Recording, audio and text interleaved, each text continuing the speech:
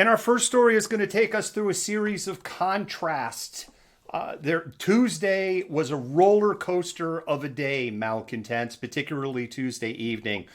Tuesday evening, the Pacific Northwest African American Museum, which is located essentially at Jimi Hendrix Park, had a service to try to bring unity to the community. 2 lives were lost 16 days ago in the parking. No, not 16 days. Man, it's like, I can't believe it is that short. 9 days ago in that parking lot.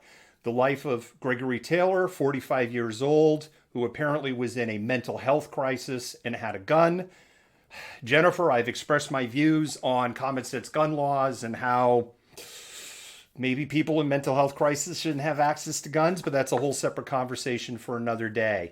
Yes. And the other victim, which I think initially got lost in all of this, in this complicated story, is Anais Valencia, who was only 23 years old, a Federal Way. She was studying in college to be a veterinarian, and she worked at Olive Garden. And there was a beautiful service that was done that we covered, and we're going to highlight some of that. And Jennifer, I'm going to roll the video clip. Okay. I'm Lanisha Hibartalina with the Northwest African American Museum. And this is a turning point for our community. A turning toward light and a turning toward love. And your presence here tonight begins this turning point. The power of the cry. The power of the cry. I think about my Savior Jesus in the 7 last words and how important it was for him to message the freedom of acknowledging the pain, the freedom of being able to sit with something that is more about the presence of an absence, of the absence of the presence. And I thought about what it means to get a call. Deep bonds of love have been torn apart, and a community once again feels the stain of violence and grief. The Central District experienced a tragedy last Tuesday when Miss Valencia and Gregory Taylor tragically lost their lives here in this parking lot. And because we share a common humanity, this event strikes a blow at the core of our being as our souls cry out, "How long, O Lord, how long?" Jimi Hendrix once said, "When the power of love overcomes the love of power, we will have peace." Let me say that again. When the power of love overcomes the love of power, we will have peace. I didn't know what to expect when I came here tonight, but I do know that most of you didn't know Anais, and I think that you should know that she was unique and beautiful, and her heart was open. It was all the way open.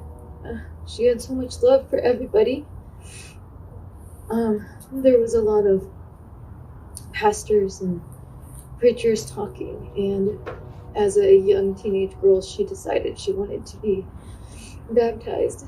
And when the preacher asked her, "Do you accept Jesus Christ as your Lord and Savior?" she said, "Of course." Like, it was just the dumbest question in the world. She loved Seattle. She absolutely loved it. She was a daughter. She wasn't my daughter. She was my niece. She was my child. And I know that she's probably here tonight because I know her. And I want to tell you, Anais, I miss you. I love you. She'll never happen. And I want to say thank you to everybody for everything that you have said and done tonight. And I know that Anais really appreciates it. That's all. Anais Valencia was 23 years old. And She was simply in the wrong place at the wrong time at the wrong moment. Yeah. And it's as simple as that. Now, was that her aunt at the very end that was speaking? That was kind of, That was her aunt that was yeah. speaking at the very end. There was a cousin that spoke also. The video would have become about 5.5 minutes long. Mhm. Jennifer really tried to squish it down. So his words, which were also as powerful and as beautiful as the aunt's were, unfortunately, I had to put it on the cutting room floor. If you want to watch it again, you can find it on Twitch. You can find it on Facebook. You can also find it on YouTube. So there are 3 different channels that are very easy to find those videos. The comments from the family are towards the end of those videos.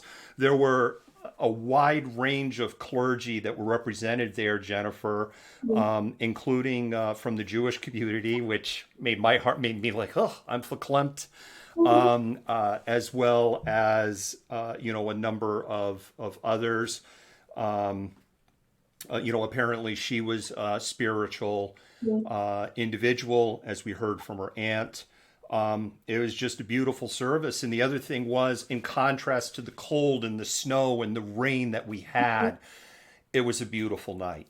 Yeah, it really was. I actually watched some of our live stream when I was grading midterms, but I didn't catch the aunt's speech, which was like really, really moving. I ended up watching it shortly before we went on air. But yeah, it was a beautiful night for a service and like really, really touching gathering.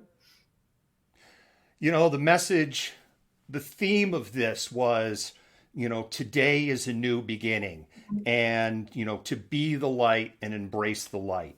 And it was a beautiful service. And then